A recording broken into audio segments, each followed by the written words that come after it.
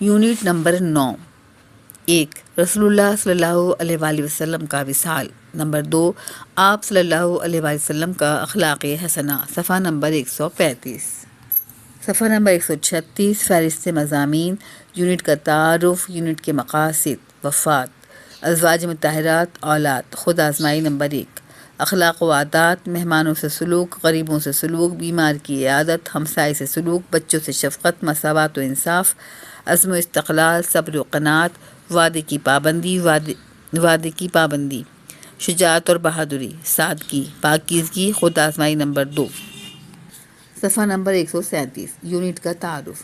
اس unit کی ابتدا میں رسول اللہ صلی اللہ علیہ وسلم کے انتقال کا ذکر ہے اور مرض وفات میں پیش آنے والے واقعات اور آپ صلی اللہ علیہ وسلم کی نصیحتوں کا تذکرہ کیا گیا ہے۔ علاوہ ازیں حضرت صلی اللہ علیہ وسلم کے ازواج مطہرات اور آپ صلی اللہ علیہ وسلم کی اولاد کا تعارف کروایا گیا ہے۔ یونٹ کا ایک بڑا حصہ آپ صلی اللہ علیہ وسلم کے اخلاق حسنہ کی تفصیل پر مشتمل ہے، جس میں حضرت صلی اللہ علیہ وسلم کی عبادات اور دوسروں کے ساتھ حسن سلوک پر بحث کی گئی ہے۔ یونٹ کے مقاصد۔ ہمیں امید ہے کہ اس یونٹ کے مطالعے کے بعد آپ اس قابل ہو جائیں گے کہ 1 حضرت صلی اللہ علیہ وآلہ وسلم کے انتقال سے قبل کے حالات اور واقعات کی تفصیل بیان کر سکیں۔ نمبر 2 مرض وفات کے دوران آپ صلی اللہ علیہ وسلم نے جو نصیحتیں فرمائیں بیان کر سکیں۔ نمبر 3 حضرت صلی اللہ علیہ وسلم کے ازواج مطہرات اور آپ صلی اللہ علیہ وسلم کی اولاد کے تعارف بیان کر سکیں۔ نمبر 4 آپ صلی اللہ علیہ وسلم کی عبادت کا احوال اور آپ صلی اللہ علیہ وسلم کے اخلاق حسنہ کے بارے میں تفصیل سے وضاحت کر سکیں۔ صفحہ نمبر 138۔ نمبر 1 وفات۔ ربیع الاول 11 ہجری، مئی 632 عیسوی۔ حضور پاک صلی اللہ علیہ وسلم کی پاک روح کو اس دنیا میں اسی وقت تک رہنے کی ضرورت تھی کہ نبوت کا کام پورا اور توحید کی روشنی سے دنیا کا اندھیرا دور ہو جائے۔ اب جب کہ یہ کام پورا ہو چکا تو پھر اللہ تعالیٰ کے پاس واپسی کا حکم پہنچا۔ حجۃ الوداع کے موقع پر عام مسلمانوں کو اپنے دیدار سے مشرف فرما کر اللہ کے آخری احکام سے مطلع فرمایا۔ حج کے سفر سے واپس ہونے کے 2 ماہ بعد آپ صلی اللہ علیہ وسلم نے ان مسلمانوں سے رخصت ہونا چاہا جو شہادت کا پیالہ پی کر ہمیشہ کی زندگی پا چکے تھے۔ چنانچہ احد کے شہیدوں کے لیے دعا فرمائی اور ان کو ٹھیک اسی طرح رخصت کیا جیسے مرنے والا اپنے زندہ عزیزوں کو رخصت کرتا ہے۔ اس کے بعد ایک مختصر تقریر کی جس میں فرمایا، میں تم سے پہلے حوض کوثر پر جا رہا ہوں۔ اس حوض کی وسعت اتنی ہے جتنی ایلا سے مقام حجفہ تک۔ مجھ کو دنیا کے سارے خزانے کی کنجیاں دی گئیں۔ مجھے یہ ڈر نہیں کہ تم میرے بات شرک کرنے لگو گے، البتہ میں اس سے ڈرتا ہوں کہ تم دنیا میں پھنس کر آپس میں ایک دوسرے کا خون نہ بہاؤ۔ بریکٹ میں لکھا ہے اگر تم نے ایسا کیا تو تم بھی اسی طرح برباد ہو جاؤ گے جیسے پہلی قومیں برباد ہو گئیں۔ احد کے شہیدوں کے بعد عام مسلمانوں کے قبرستانوں کی باری آئی۔ سفر 11 ہجری کی کسی درمیانی تاریخ میں آدھی رات کو آپ صلی اللہ علیہ وسلم مسلمانوں کے عام قبرستان جس کا نام جنت البقیع ہے تشریف لے گئے اور ان کے لیے دعائے خیر فرمائی۔ قبرستان سے آئے تو مزاج ناساز ہوا اور یہ بدھ کا دن ام المومنین حضرت میمونہ کی باری کا دن تھا۔ 5 دن تک اس بیماری کی حالت میں بھی باری باری ایک ایک بیوی کے حجرے میں تشریف لے جاتے تھے۔ پیر کے دن بیماری زیادہ بڑھی تو بیویوں سے اجازت لے کر حضرت عائشہ کے حجرے میں آئے۔ جب تک آنے جانے کی طاقت تھی مسجد میں نماز پڑھانے کو تشریف لاتے رہے۔ سب سے آخری نماز آپ صلی اللہ علیہ وسلم نے مغرب کی پڑھائی۔ عشاء کا وقت آیا، دریافت فرمایا کہ نماز ہو چکی۔ لوگوں نے عرض کی حضور صلی اللہ علیہ وسلم کا انتظار ہے۔ برتن میں پانی بھروا کر غسل فرمایا لیکن اٹھنا چاہا تو غش آ گیا۔ افاقہ ہوا تو پھر پوچھا نماز ہو چکی؟ پھر کہا گیا کہ حضور صلی اللہ علیہ وسلم کا انتظار ہے۔ آپ صلی اللہ علیہ وسلم نے پھر غسل فرمایا اور اٹھنا چاہا تو بے ہوش ہو گئے۔ افاقہ ہوا تو پھر دریافت فرمایا۔ تیسری بار جسم مبارک پر پانی ڈالا گیا۔ پھر جب اٹھنے کا ارادہ کیا تو پھر غشی طاری ہو گئی۔ صفحہ نمبر 139۔ اب جب افاقہ ہوا تو پھر ارشاد فرمایا کہ ابو بکر نماز پڑھائیں۔ چنانچہ کئی دن حضرت ابو بکر صدیق رضی اللہ تعالیٰ عنہ نے نماز پڑھائی۔ وفات کے 4 روز پہلے طبیعت میں کچھ سکون ہوا۔ ظہر کے وقت پانی کی 7 مشکوں سے غسل فرما کر حضرت صلی اللہ علیہ وسلم حضرت عباس اور حضرت علی کے سہارے سے مسجد میں تشریف لائے۔ جماعت کھڑی تھی۔ حضرت ابو بکر رضی اللہ تعالیٰ عنہ نماز پڑھا رہے تھے۔ آہٹ پا کر انہوں نے پیچھے ہٹنا چاہا مگر آپ صلی اللہ علیہ وسلم نے روک دیا اور ان کے پہلو میں آ کر بیٹھ گئے۔ نماز کے بعد ایک مختصر خطبہ دیا جس میں فرمایا، اللہ نے اپنا ایک بندے کو اختیار عطا فرمایا ہے کہ خواہ وہ دنیا کی نعمتوں کو قبول کرے یا اللہ کے پاس جو کچھ ہے اس کو قبول کرے، لیکن اس نے اللہ ہی کے پاس کی چیزیں قبول کیں۔ یہ سن کر صدیق اکبر رو پڑے، کیونکہ وہ سمجھ چکے تھے کہ یہ بندہ خود محمد صلی اللہ علیہ وآلہ وسلم ہے۔ انصار کی وفاداری کا خیال فرما کر ان کی نسبت فرمایا، عام مسلمان بڑھتے جائیں گے لیکن انصاری اسی طرح کم ہو کر رہ جائیں گے جیسے کھانے میں نمک۔ مسلمانوں، وہ اپنا کام کر چکے، اب تمہیں اپنا کام کرنا ہے۔ وہ میرے جسم میں بمنزلہ معدہ کے ہیں، میرے بعد جو اسلام کے کاموں کو اپنے ہاتھ میں لے، میں اس کو وصیت کرتا ہوں کہ وہ ان کے ساتھ نیک سلوک کرے۔ شرک کا بڑا ذریعہ یہ تھا کہ لوگ پیغمبروں کی نسبت شرعی حد سے بھی بڑھ کر عقیدت کا اظہار کرنے لگتے تھے، ان کو شریعت کا حاکم مطلق سمجھتے تھے۔ یہ نقطہ اس وقت حضرت صلی اللہ علیہ وسلم کے پیش نظر تھا۔ فرمایا، حلال و حرام کی نسبت میری طرف نہ کی جائے، میں نے وہی چیز حلال کی ہے جو اللہ نے حلال کی ہے، اور وہی چیز حرام کی ہے جو اللہ نے حرام کی ہے۔ اسلام کی تعلیم کے مطابق عمل کے بغیر حسب نسب کوئی چیز نہیں، یہاں تک کہ خود رسول اللہ صلی اللہ علیہ وسلم کے اختیار میں بھی نہیں۔ فرمایا، اے اللہ کے پیغمبر کی بیٹی فاطمہ اور اے اللہ کے پیغمبر کی پھپھی صفیہ، اللہ کے ہاں کے لیے کچھ کر لو، میں تمہیں نہیں بچا سکتا۔ خطبے سے فارغ ہو کر حضرت عائشہ رضی اللہ تعالیٰ عنہا کے حجرے میں تشریف لے آئے۔ یہودیوں اور عیسائیوں نے پیغمبروں اور بزرگوں کے مزاروں اور یادگاروں کی تعظیم میں جو مبالغہ کیا تھا وہ بت پرستی کی حد تک پہنچ گیا تھا۔ صفحہ نمبر 140۔ حضور انور صلی اللہ علیہ وسلم کی نظر کے سامنے اس وقت مسلمانوں کی صورتحال تھی کہ وہ میرے بعد میری قبر اور یادگاروں کے ساتھ کہیں یہی نہ کریں۔ اتفاق ہے کہ حضور صلی اللہ علیہ وسلم کی بیویوں نے جنہوں نے حبشہ کے سفر میں عیسائی گرجوں کو دیکھا تھا، ان کے مجسموں اور بتوں کا تذکرہ کیا تو آپ نے فرمایا، ان لوگوں میں جب کوئی نیک آدمی مر جاتا ہے تو اس کے مقبرے کو عبادت گاہ بنا لیتے ہیں اور اس کے بت بنا کر اس میں کھڑا کرتے ہیں، ایسا کرنے والے قیامت کے دن بہت برے ٹھہریں گے۔ عین بے چینی کی حالت میں جب کبھی چادر منہ پر ڈال لیتے اور کبھی الٹ دیتے، آہستہ سے فرمایا، یہود اور نصارہ پر اللہ کی لعنت ہو کہ انہوں نے اپنے پیغمبروں کی قبروں کو عبادت کا گھر بنا لیا ہے۔ اسی حالت میں یاد آیا کہ حضرت عائشہ رضی اللہ تعالیٰ عنہا کے پاس کچھ اشرفیہ رکھوائی تھیں۔ ریاض فرمایا کہ عائشہ، وہ اشرفیاں کہاں ہیں؟ کیا محمد صلی اللہ علیہ وسلم اللہ سے بدگمان ہو کر ملے گا؟ جاؤ ان کو اللہ کی راہ میں خیرات کر دو۔ مرض میں زیادتی اور کمی ہوتی رہتی تھی۔ جس دن وفات ہوئی یعنی پیر کے دن بظاہر طبیعت سازگار تھی، حجر مبارک مسجد سے ملا ہوا تھا۔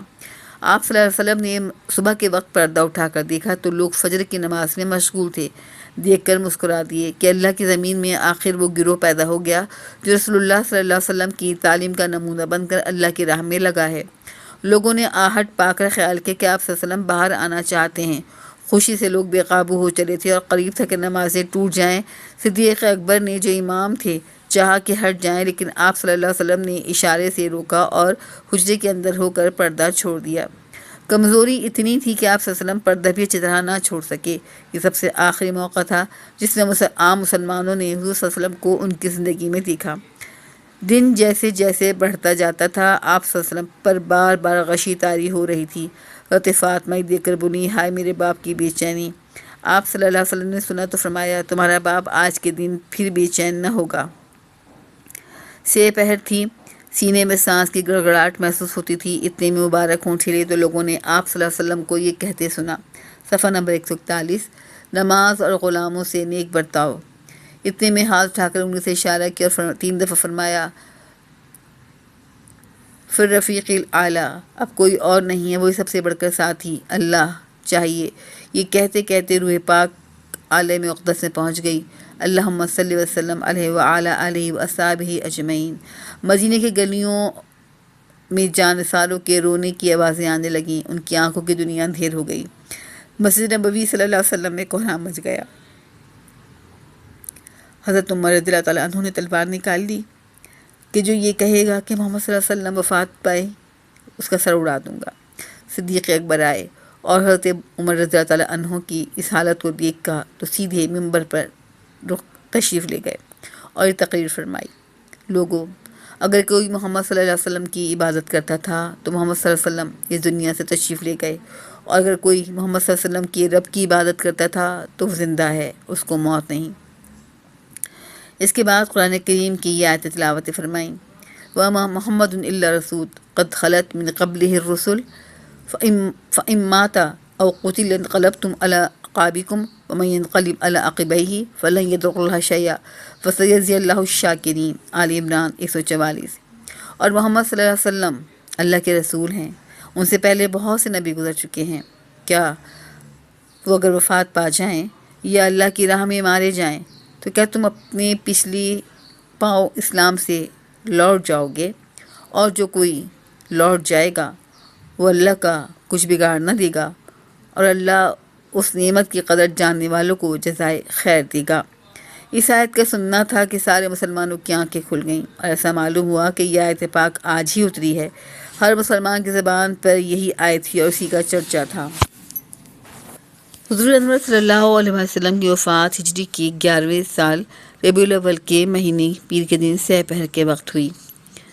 مشہور روایت یہ ہے کہ 12 ربیع الاول کی تاریخ تھی، مگر بعض لوگوں نے تحقیق کی تو یہ کہتے ہیں کہ ربیع الاول کی پہلی تھی۔ حضرت صلی اللہ علیہ وسلم کی تجہیز تکوین کا کام منگل کو شروع ہوا اور آپ صلی اللہ علیہ وسلم کے خاص عزیزوں نے اس کام کو انجام دیا۔ صفحہ نمبر 142۔ حضرت فضل بن عباس رضی اللہ تعالیٰ عنہ، حضرت علی کرم اللہ وجہہ اور حضور صلی اللہ علیہ وسلم کے آزاد کیے ہوئے غلام حضرت زید کے بیٹے حضرت اسامہ نے آپ صلی اللہ علیہ وسلم کو نہلایا۔ حضرت عباس بھی موجود تھے۔ حضرت عائشہ کے جس حجرے میں آپ صلی اللہ علیہ وسلم نے وفات پائی وہیں آپ کو دفن کیا گیا، اس لیے یہ حجرہ آج کے دن تک روضہ نبوی صلی اللہ علیہ وسلم کے نام سے مشہور ہے۔ 1.1 ازواج مطہرات۔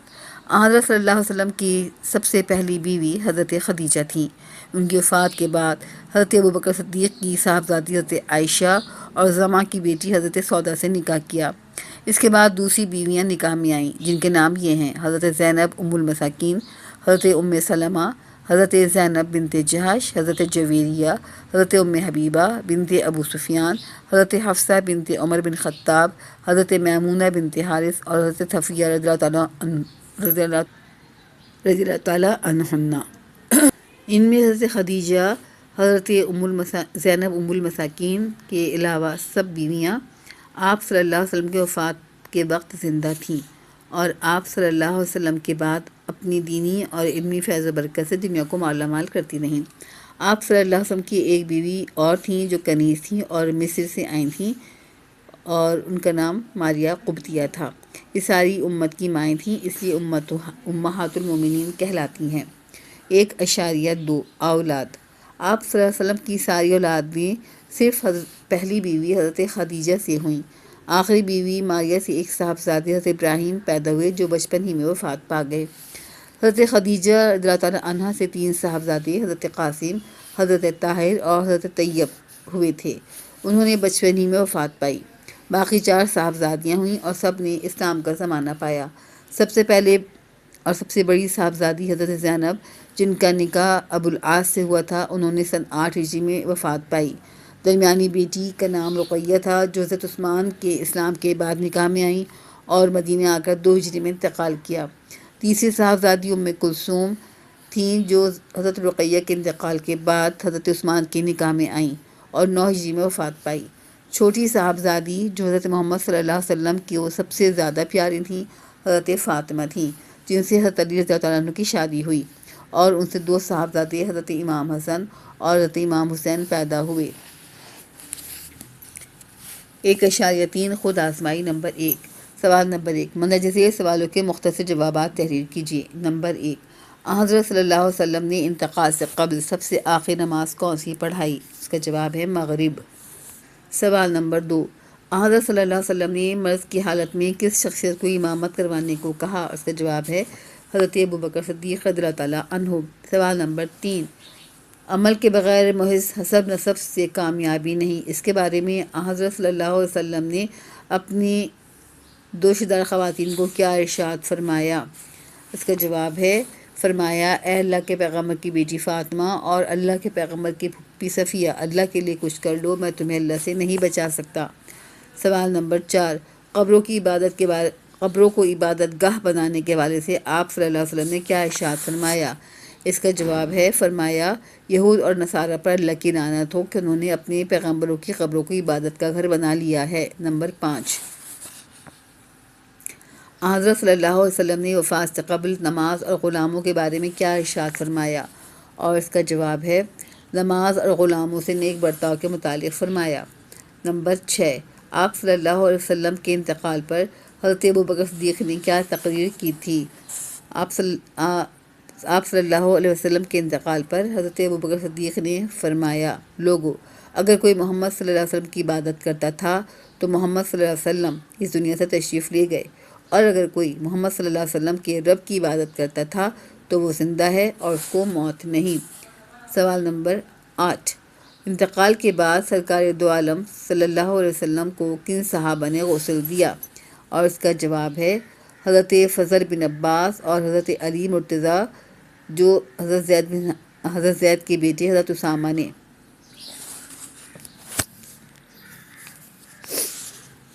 سوال نمبر 7، حضرت صلی اللہ علیہ وسلم کی وفات کی تاریخ کیا تھی؟ اس کا جواب ہے کہ ہجرت کے 11ویں سال 12 ربیع الاول کو پیر کے دن۔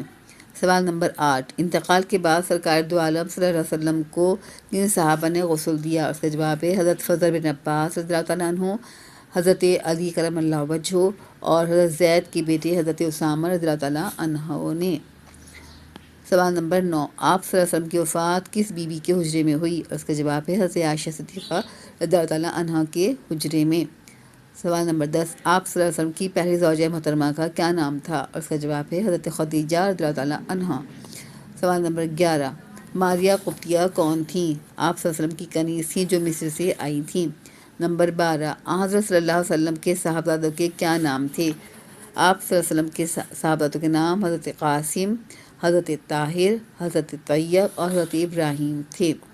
سوال نمبر 13، آپ صلی اللہ علیہ وسلم کے صاحبزادوں کے کیا نام تھے؟ آپ صلی اللہ علیہ وسلم کے صاحبزادوں کے نام حضرت زینب رضی اللہ تعالیٰ عنہا، حضرت رقیہ رضی اللہ تعالیٰ عنہا، حضرت ام کلثوم رضی اللہ تعالیٰ عنہا اور حضرت فاطمہ رضی اللہ تعالیٰ عنہا تھے۔ سوال نمبر 14، آپ صلی اللہ علیہ وسلم کے صاحبزادوں کے شوہروں کے کیا نام تھے؟ آپ صلی اللہ علیہ وسلم کے صاحبزادوں کے شوہروں کے نام یہ ہیں، حضرت زینب کے شوہر کا نام ابو العاص تھا، حضرت رقیہ اور حضرت ام کلثوم کے شوہر کا نام حضرت عثمان غنی رضی اللہ تعالیٰ عنہ تھا، اور حضرت فاطمہ کے شوہر کا نام حضرت علی کرم اللہ وجہہ تھا۔ نوٹ: حضرت رقیہ کی وفات کے بعد حضرت ام کلثوم سے حضرت عثمان کا نکاح ہوا تھا۔ صفحہ نمبر 144، نمبر 2، اخلاق و عادات۔ کسی نے ام المؤمنین حضرت عائشہ رضی اللہ تعالیٰ عنہا سے پوچھا کہ حضور انور صلی اللہ علیہ وسلم کے اخلاق کیسے تھے؟ انہوں نے کہا، کیا تم نے قرآن پڑھا ہے؟ جو کچھ قرآن میں ہے حضور صلی اللہ علیہ وسلم کے اخلاق تھے۔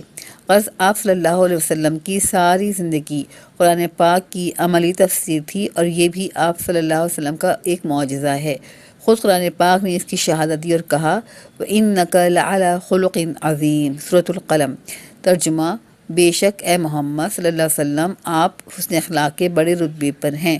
سورۃ القلم آیت نمبر 4۔ حضور صلی اللہ علیہ وسلم نہایت خاکسار، ملنسار، مہربان اور رحم دل تھے۔ چھوٹے بڑے سب سے محبت کرتے، نہایت سخی، فیاض اور سب سے زیادہ خیرات دینے والے تھے۔ امکان بھر سب کی درخواست پوری کرتے، تمام عمر کسی کے سوال پر نہیں کہا، خود بھوکے رہتے اور دوسروں کو کھلاتے۔ ایک مرتبہ ایک صحابی رضی اللہ تعالیٰ عنہ کی شادی ہوئی، ان کے پاس ولیمے کا کچھ سامان نہ تھا۔ حضور صلی اللہ علیہ وسلم نے ان سے فرمایا کہ عائشہ کے پاس جاؤ اور آٹے کی ٹوکری مانگ لاؤ، حالانکہ اس آٹے کے سوائے شام کے لیے گھر میں کچھ بھی نہ تھا۔ فیاضی اور دنیا کی ماں سے بے رغبتی کا یہ عالم تھا کہ گھر میں نقد کی قسم سے کوئی چیز بھی ہوتی تو جب تک وہ خیرات نہ کر دی جاتی آپ صلی اللہ علیہ وسلم اکثر گھر میں آرام نہ فرماتے۔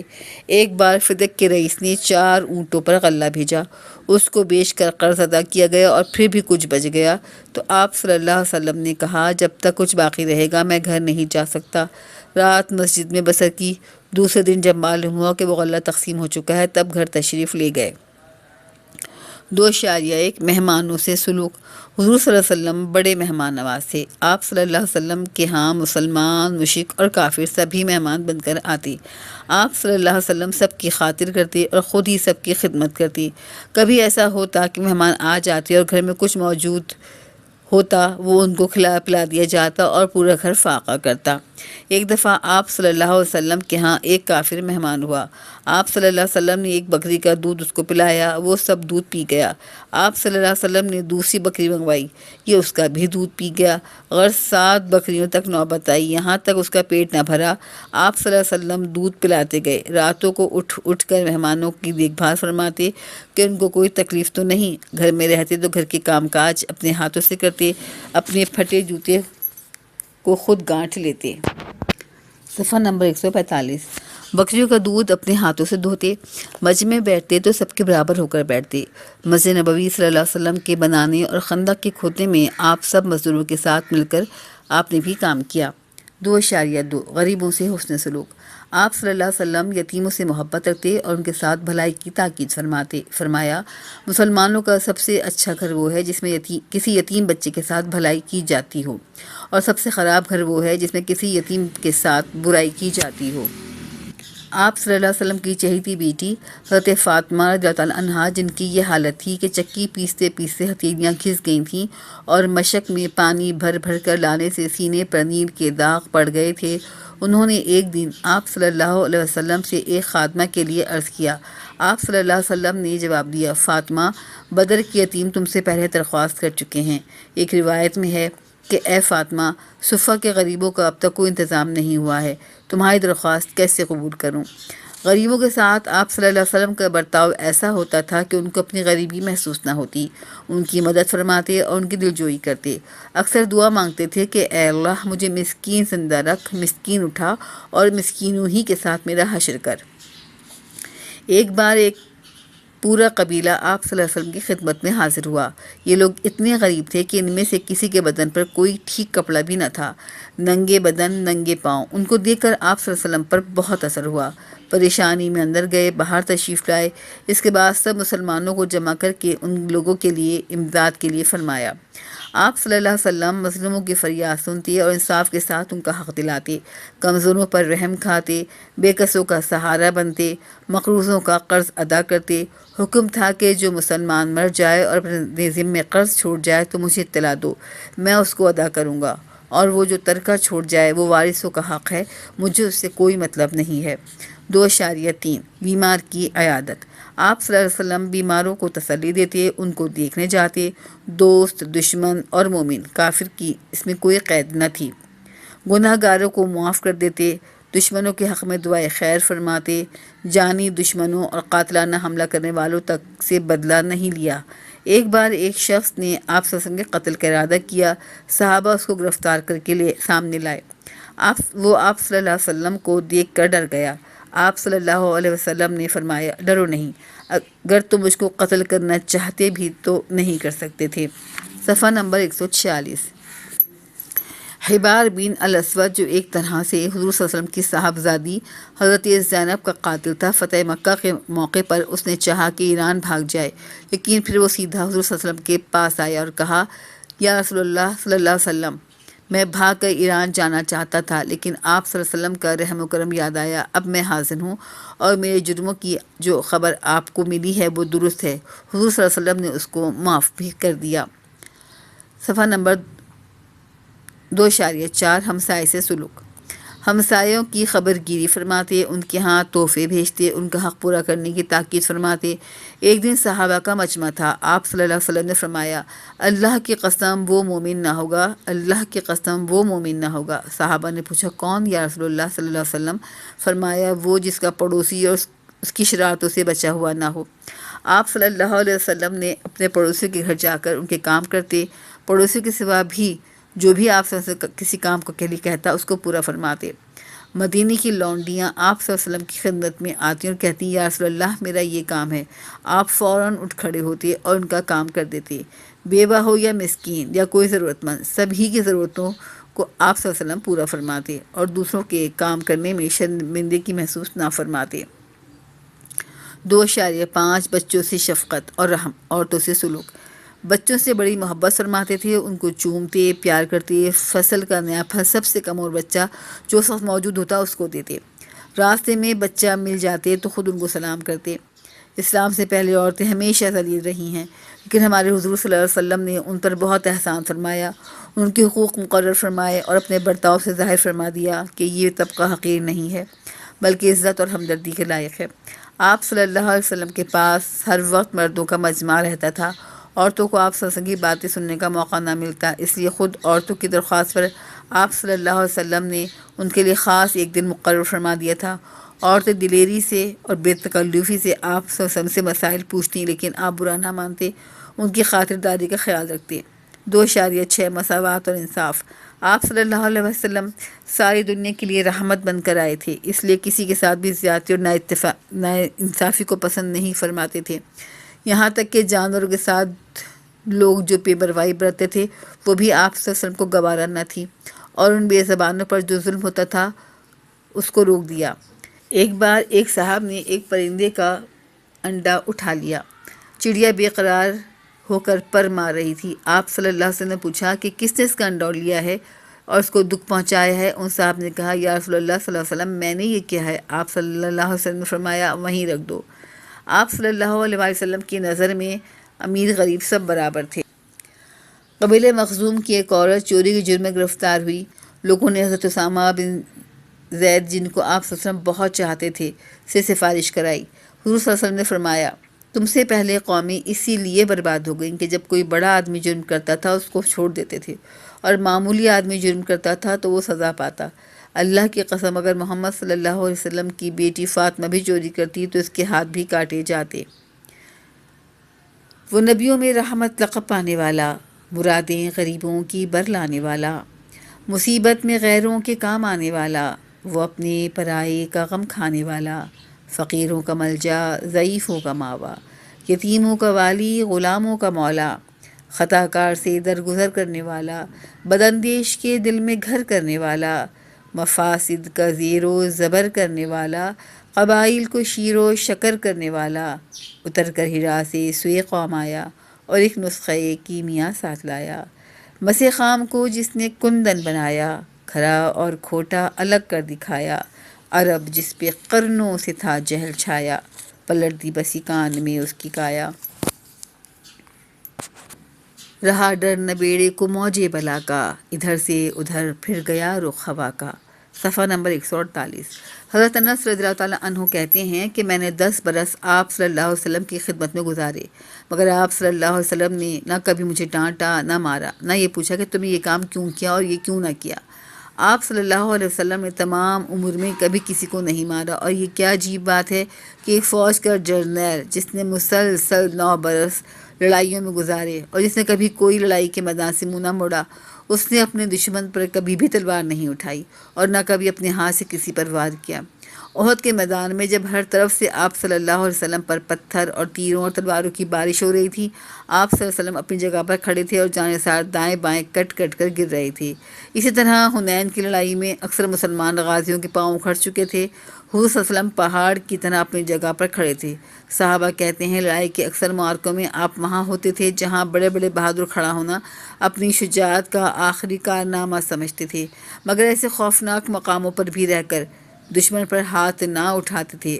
احد کے دن جب مشرکوں کے حملے میں سر مبارک زخمی اور دندان مبارک شہید ہوئے، یہ فرماتے تھے، یا اللہ انہیں معاف کر کہ یہ نہیں جانتے۔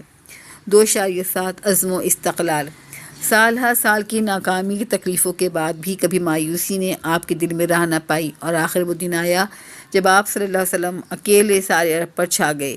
مکہ کی تکلیفوں سے گھبرا کر ایک صحابی نے درخواست کی، یا رسول اللہ صلی اللہ علیہ وسلم، ہم لوگوں کے لیے دعا کیوں نہیں فرماتے ہیں؟ یہ سن کر آپ صلی اللہ علیہ وسلم کا چہرہ مبارک غصے سے سرخ ہو گیا اور فرمایا کہ تم سے پہلے جو لوگ گزرے ان کو آروں سے چیرا گیا، ان کے بدن پر لوہے کی کنگھیاں چلائی گئیں جن سے گوشت پوست کٹ جاتا، لیکن تکلیفیں بھی ان کو حق سے نہ پھیر سکیں۔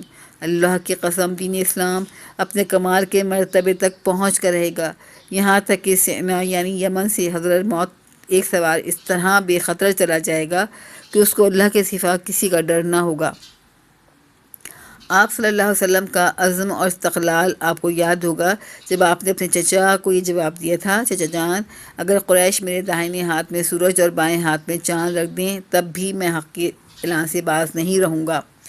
صفحہ نمبر 149۔ ایک بار دوپہر کو دوران جنگ آپ صلی اللہ علیہ وسلم ایک درخت کے نیچے آرام فرما رہے تھے۔ ایک عرب آیا اور تلوار کھینچ کر بولا، بتاؤ اے محمد صلی اللہ علیہ وسلم، اب تجھے مجھ سے کون بچا سکتا ہے؟ آپ صلی اللہ علیہ وسلم نے اطمینان اور تسلی سے بھری ہوئی آواز میں جواب دیا، اللہ۔ وہی جواب سن کر کام گئے اور تلوار نیام میں رکھ لی۔ لڑائیوں کی مالی غنیمت اور خیبر وغیرہ کی زمینوں کی پیداوار کا حال سن کر کسی کو یہ شبہ نہ ہو کہ اب اسلام کی غربت کا زمانہ ختم ہو گیا اور پیغمبر اسلام صلی اللہ علیہ وسلم بڑے آرام اور عیش و عشرت سے زندگی بسر کرنے لگے۔ ازواج مطہرات اور اہل بیت کے گھروں میں جو کچھ آتا وہ دوسرے ضرورت مندوں اور محتاجوں کے نظر ہو جاتا تھا، اور خدا آپ صلی اللہ علیہ وسلم اور آپ صلی اللہ علیہ وسلم کے اہل خانہ زندگیاں اسی تنگی اور غربت سے بسر کرتی تھیں۔ خود فرمایا کرتے تھے کہ آدم کی بیٹی کے لیے سطر چھپانے کو ایک کپڑا اور پیٹ بھرنے کو روکھی سوکھی روٹی اور پانی کافی ہے، اور اسی پر آپ صلی اللہ علیہ وسلم کا عمل تھا۔ حضرت محمد صلی اللہ علیہ وسلم کے گھروں میں اکثر فاقہ رہتا تھا اور کئی دنوں تک رات کو کھانا نہیں ملتا تھا۔ 2 مہینوں تک لگاتار گھروں میں چولہا جلنے کی نوبت نہ آتی تھی۔ حضرت عائشہ رضی اللہ تعالیٰ عنہ فرماتی ہیں، آپ صلی اللہ علیہ وسلم نے مدینے کے زمانے قیام میں کبھی 2 وقت سیر ہو کر نہیں کھایا۔ ایک دفعہ کا ذکر ہے کہ ایک بھوکا آپ صلی اللہ علیہ وسلم کی خدمت میں آیا۔ آپ صلی اللہ علیہ وسلم نے ازواج مطہرات میں سے کسی کے ہاں بھیجا، جواب آیا گھر میں پانی کے سوا کچھ نہیں۔ آپ صلی اللہ علیہ وسلم نے دوسرے گھر میں آدمی بھیجا، وہاں سے بھی جواب یہی آیا۔ غرض 8-9 گھروں میں سے کہیں پانی کے سوا کھانے کی کوئی چیز نہیں نکلی۔ ایک دن آپ صلی اللہ علیہ وسلم بھوک میں ٹھیک دوپہر کے وقت گھر سے نکلے۔ راستے میں حضرت ابوبکر صدیق اور حضرت عمر رضی اللہ تعالیٰ عنہ ملے۔ یہ دونوں بھی بھوکے تھے۔ آپ صلی اللہ علیہ وسلم ان دونوں کو لے کر حضرت ابو ایوب انصاری کے گھر آئے۔ ان کو خبر ہوئی تو دوڑے آئے اور باغ سے جا کر کھجوروں کا ایک خوشہ توڑ لائے اور سامنے رکھ دیا۔ اس کے بعد ایک بکری ذبح کی اور کھانا تیار کیا اور سامنے لا کر رکھ دیا۔ حضرت محمد صلی اللہ علیہ وسلم نے ایک روٹی پر تھوڑا سا گوشت رکھ کر فرمایا کہ یہ فاطمہ کے ہاں بھجواؤ، اس کو کئی دن سے کھانا نصیب نہیں ہوا ہے۔ 2.8 صبر و قناعت۔ حضرت صلی اللہ علیہ وسلم نے جب وفات پائی تو حالت یہ تھی کہ آپ صلی اللہ علیہ وسلم کی زرہ 3 سیر جو پر ایک یہودی کے پاس گروی تھی۔ جن کپڑوں میں وفات پائی ان پر اوپر تلے پیوند لگے ہوئے تھے۔ صفحہ نمبر 150۔ حضرت فاطمہ زہرا سے آپ صلی اللہ علیہ وسلم کی بڑی محبت تھی، مگر یہ محبت سونے چاندی کے زیوروں اور اینٹ چونے کے مکانوں میں کبھی ظاہر نہیں ہوئی۔ بی بی فاطمہ رضی اللہ تعالیٰ عنہا اپنے ہاتھوں سے کام کرتیں، مشق بھر کر لاتیں، آٹا گوندھتیں، اور کبھی اپنے والد سے کسی غلام یا لونڈی کی فرمائش کرتیں تو وہ فرماتے، بیٹی تسبیح پڑھ لیا کرو۔ ایک دفعہ جب بہت سی لونڈیاں اور غلام آئے تو آپ صلی اللہ علیہ وسلم کی خدمت میں جا کر فرمائش کی۔ آپ صلی اللہ علیہ وسلم نے فرمایا، بدر کی یتیم اور صفہ کے مسافر تم سے زیادہ مستحق ہیں۔ بقول شاعر،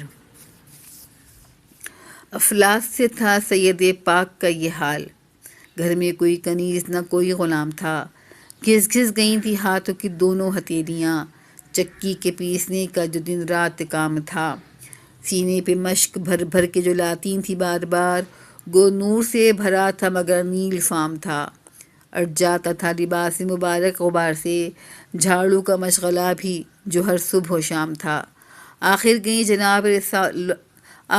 جناب رسول اللہ کے پاس، یہ بھی کچھ اتفاق کے وہاں اذن عام تھا، محرم نہ تھے جو لوگ تو کچھ کر نہ سکیں عرض، واپس گئیں کہ پاس سے حیا کا مقام تھا، پھر جب گئیں دوبارہ تو پوچھا حضور نے، کل کس لیے تم آئی تھی، کیا خاص کام تھا؟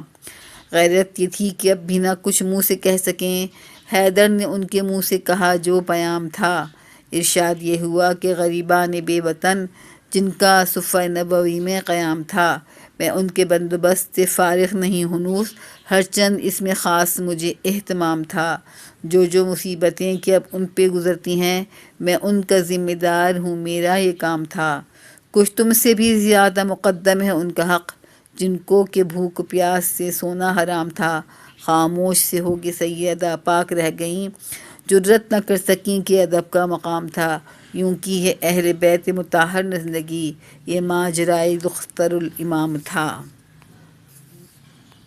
آپ صلی اللہ علیہ وسلم کبھی کسی کا احسان لینا گوارا نہ فرماتے۔ حضرت ابوبکر صدیق رضی اللہ تعالیٰ عنہ کے وقت سواری کے لیے اونٹ پیش کیا تو حضرت ابوبکر صدیق رضی اللہ تعالیٰ عنہ نے ہجرت کے وقت سواری کے لیے اونٹ پیش کیا تو آپ صلی اللہ علیہ وسلم نے اس کی قیمت ادا فرما دی۔ جن لوگوں سے تحفہ قبول فرماتے تھے ان کو اس کا بدلہ ضرور دیتے تھے۔ ایک مرتبہ ایک شخص نے ہدیہ میں ایک اونٹنی پیش کی۔ آپ صلی اللہ علیہ وسلم نے اس کا بدلہ دیا تو اس کو برا معلوم ہوا۔ آپ صلی اللہ علیہ وسلم نے منبر پر کھڑے ہو کر فرمایا، صفحہ نمبر 151، کہ تم لوگ مجھے ہدیہ دیتی ہو اور میں امکان پر اس کا بدلہ لیتا ہوں تو ناراض ہوتے ہو۔ آپ صلی اللہ علیہ وسلم لین دین کے معاملات میں بہت صاف تھے، فرمایا کرتے تھے کہ سب سے بہتر لوگ وہ ہیں جو قرض کو اچھی طرح سے ادا کرتے ہیں۔ ایک دفعہ کسی سے آپ صلی اللہ علیہ وسلم نے اونٹ قرض لیا، جب واپس کیا تو اس سے بہتر اونٹ واپس کیا۔ ایک بار کسی سے ایک پیالہ بطور قرض لیا، اتفاق سے وہ گم ہو گیا تو آپ صلی اللہ علیہ وسلم نے اس کا بدلہ عطا فرمایا۔ 2.9 وعدے کی پابندی۔ آپ صلی اللہ علیہ وسلم جو وعدہ فرماتے تھے اس کو پورا فرماتے تھے، کبھی بد عہدی نہیں فرمائی۔ صلح حدیبیہ میں ایک شرط یہ بھی تھی کہ مکہ سے جو مسلمان ہو کر مدینے جائے گا وہ مکہ والوں کے مطالبے پر واپس کر دیا جائے گا۔ چنانچہ ایک صحابی ابو جندل مکہ سے بھاگ کر مدینے آئے، فریاد کی۔ سب مسلمان یہ دیکھ کر تڑپ گئے، لیکن آپ نے صاف فرما دیا کہ اے ابو جندل صبر کرو، میں بد عہدی نہیں کروں گا، اللہ تمہارے لیے کوئی راستہ نکالے گا۔ سچائی آپ صلی اللہ علیہ وسلم کی ایک ایسی صفت تھی کہ دشمن بھی اس کو مانتے تھے۔ ابو جہل کہا کرتا تھا کہ محمد صلی اللہ علیہ وسلم میں تم کو جھوٹا نہیں کہتا، البتہ تم جو کچھ کہتے ہو اس کو صحیح نہیں سمجھتا۔ 2.10 وعدے کی پابندی۔ آپ صلی اللہ علیہ وسلم بہت شرمیلے تھے، کبھی کسی کے ساتھ بد زبانی نہیں کی، بازاروں میں جاتے تو چپ چاپ گزر جاتے، بری محفل میں کوئی بات ناگوار ہوتی تو یہ وعدے کی پابندی کہاں سے آ گئی ہے؟ اس کی ہیڈنگ کچھ اور ہونی چاہیے۔ یہاں 1849 صفحہ نمبر 151 2.10 اس میں ہیڈنگ تو لکھی ہے وعدے کی پابندی، مگر یہاں پہ اندر جو ہے وہ وعدے کی پابندی کے حوالے سے مٹیریل نہیں ہے، اس لیے اس کی ہیڈنگ کو ہم اخلاق حسنہ کہہ سکتے ہیں۔ تو اب ہم یہ پڑھتے ہیں۔ آپ شرمیلے بہت تھے، کبھی کسی کے ساتھ بدزبانی نہیں کی، بازاروں میں جاتے تو چپ چاپ گزر جاتے، بری محفل میں کوئی بات ناگوار ہوتی تو لحاظ کی وجہ سے زبان سے کچھ نہ کہتے لیکن چہرے سے معلوم ہو جاتا۔ 2.11 شجاعت اور بہادری۔ آپ صلی اللہ علیہ وسلم کی طبیعت میں بہت استقلال تھا، جس چیز کا ارادہ پکا ہو جاتا پھر اسی کو پورا فرماتے۔ غزوہ احد میں صحابہ سے مشورہ کیا، سب نے حملے کی رائے دی، لیکن جب آپ صلی اللہ علیہ وسلم زرہ پہن کر تشریف لائے تو بعض صحابہ نے رک جانے کا مشورہ دیا۔ آپ صلی اللہ علیہ وسلم نے فرمایا، پیغمبر زرہ پہن کر نہیں اتار سکتا۔ آپ صلی اللہ علیہ وسلم کی بہادری بے مثال تھی۔ ایک بار مدینہ میں شور ہوا کہ دشمن آ گئے، لوگ مقابلے کے لیے تیار ہوئے، لیکن سب سے پہلے حضور صلی اللہ علیہ وسلم نکل پڑے اور گھوڑے پر زین کے بغیر گشت کرائے اور واپس آ کر لوگوں کو تسلی دی کہ کوئی خطرے کی بات نہیں ہے۔ صفحہ نمبر 152 2.12 سادگی۔ مزاج مبارک میں سادگی بہت تھی، کھانے پینے، پہننے اوڑھنے، اٹھنے بیٹھنے، کسی چیز میں تکلف پسند نہ تھا، جو سامنے آ جاتا وہ کھا لیتے، پہننے کے لیے جو مل جاتا اسی کو پہن لیتے، زمین پر، چٹائی پر، فرش پر، جہاں جگہ ملتی بیٹھ جاتے۔ اللہ کی نعمتوں سے جائز طور پر فائدہ اٹھانے کی اجازت آپ صلی اللہ علیہ وسلم نے ضروری دی، لیکن تن پروری اور عیش نہ اپنے لیے پسند فرمایا نہ عام مسلمانوں کے لیے۔ ایک بار حضرت عائشہ صدیقہ رضی اللہ تعالیٰ عنہا کے پاس تشریف لے گئے، دیکھا کہ گھر میں چھت گیری یعنی چھت کے نیچے خوبصورتی کے لیے کپڑا لگا ہوا ہے۔ آپ اسی وقت پھاڑ ڈالی اور فرمایا کہ اللہ نے ہم کو دولت اس لیے نہیں دی کہ اینٹ پتھروں کو کپڑے پہنائے جائیں۔ ایک بار حضرت فاطمہ رضی اللہ تعالیٰ عنہا کے گلے میں سونے کا ہار دیکھا تو فرمایا کہ تم کو برا معلوم نہ ہوگا جب لوگ کہیں گے کہ پیغمبر کی لڑکی کے گلے میں آگ کا ہار ہے۔ دنیا سے بے رغبتی کے باوجود آپ صلی اللہ علیہ وسلم کو خشک مزاجی اور روکھا پن پسند نہ تھا، کبھی کبھی دلچسپی کی باتیں فرماتے۔ ایک بار ایک بڑھیا آپ صلی اللہ علیہ وسلم کے پاس آئی اور جنت کے لیے دعا کی خواہش کی۔ آپ صلی اللہ علیہ وآلہ وسلم نے فرمایا کہ بوڑھیاں جنت میں نہیں جائیں گی۔ اس کو رنج ہوا تو آپ نے لوگوں سے کہا کہ اس سے کہہ دو کہ بوڑھی عورتیں جنت میں نہیں جائیں گی مگر جوان ہو کر جائیں گی۔ بعض لوگ رات دن نماز روزے میں مشغول رہنا چاہتے تھے، اس کی وجہ سے بیوی بچوں نیز اپنے جسم کے حق پورا نہ ہونے کا اندیشہ تھا، اس لیے حضور صلی اللہ علیہ وسلم اس سے روکتے تھے۔ حضرت عبداللہ بن عمر کے متعلق خبر ہوئی کہ انہوں نے ہمیشہ روزہ رکھنے اور رات بھر عبادت کرنے کا عہد کیا ہے۔ آپ نے ان کو بلایا اور پوچھا کیا یہ خبر صحیح ہے؟ انہوں نے کہا ہاں۔ فرمایا تم پر تمہارے جسم کا حق ہے، آنکھ کا حق ہے، بیوی کا حق ہے۔ 2.13 پاکیزگی، صفائی کا خاص خیال رکھتے تھے۔ ایک شخص کو میلے کپڑے پہنے دیکھا تو فرمایا اس سے اتنا نہیں ہوتا کہ کپڑے دھو لیا کرے۔ گفتگو ٹھہر ٹھہر کر فرماتے تھے، ایک ایک فقرہ الگ ہوتا، کسی کی بات کاٹ کر گفتگو نہ فرماتے، جو بات ناپسند ہوتی اس کو ٹال دیتے، زیادہ تر چپ چاپ رہتے، بے ضرورت گفتگو نہ فرماتے، ہنسی آتی تو مسکرا دیتے۔ آپ صلی اللہ علیہ وسلم ہر لحاظ اور ہر لمحہ اللہ کی یاد میں لگے رہتے، اٹھتے بیٹھتے چلتے پھرتے، غرض ہر وقت اسی کی خوشی کی تلاش رہتی اور ہر حالت میں دل اور زبان اللہ کی یاد جاری رہتی۔ صحابہ کی محفل میں یا بیویوں کی حجروں میں ہوتے اور یک اذان کی آواز آ جاتی تو آپ فوراً اٹھ کھڑے ہوتے۔ رات کا بڑا حصہ اللہ کی یاد میں بسر ہوتا، کبھی پوری رات نماز میں کھڑے رہتے۔ صفحہ نمبر 153 اور بڑی بڑی صورتیں پڑھتے۔ آپ صلی اللہ علیہ وسلم اللہ تعالیٰ کے بڑے پیارے پیغمبر تھے، پھر بھی فرمایا کرتے تھے کہ مجھ کو نہیں معلوم کہ میرے اوپر کیا گزرے گی۔ ایک مرتبہ پر اثر الفاظ میں فرمایا، اے قریشیو، آپ اپنی خبر لو، میں تم کو اللہ سے نہیں بچا سکتا۔ اے عبد مناف، میں تم کو اللہ سے نہیں بچا سکتا۔ اے عباس بن عبد المطلب، میں تم کو بھی اللہ سے نہیں بچا سکتا۔ اے صفیہ رسول خدا کی پھپھی، میں بھی تم کو بھی اللہ سے نہیں بچا سکتا۔ اے محمد صلی اللہ علیہ وسلم کی بیٹی فاطمہ، میں تم کو بھی اللہ سے نہیں بچا سکتا۔ یعنی نیک اعمال کرو گے تو اللہ کے عذاب اور اس کی ناراضگی سے بچ سکو گے۔ ایک صحابی کا بیان ہے کہ میں ایک بار حضور صلی اللہ علیہ وسلم کی خدمت میں حاضر ہوا، دیکھا تو آپ صلی اللہ علیہ وسلم نماز پڑھ رہے ہیں، آنکھوں سے آنسو جاری ہیں، روتے روتے اس قدر ہچکیاں بن گئی تھیں کہ معلوم ہوتا تھا کہ چکی چل رہی ہے یا ہانڈی ابل رہی ہے۔ ایک بار آپ صلی اللہ علیہ وسلم ایک جنازہ میں شریک تھے، قبر کھودی جا رہی تھی۔ آپ صلی اللہ علیہ وسلم قبر کے کنارے بیٹھ گئے اور یہ منظر دیکھ کر رونے لگے، یہاں تک کہ زمین تر ہو گئی۔ پھر فرمایا، بھائیو، اس دن کے لیے سامان تیار رکھو۔ اوپر کی صفوں میں حضور صلی اللہ علیہ وسلم کے مبارک حالات اور آپ کے اچھے اخلاق و عادات کو آپ پڑھ چکے ہیں۔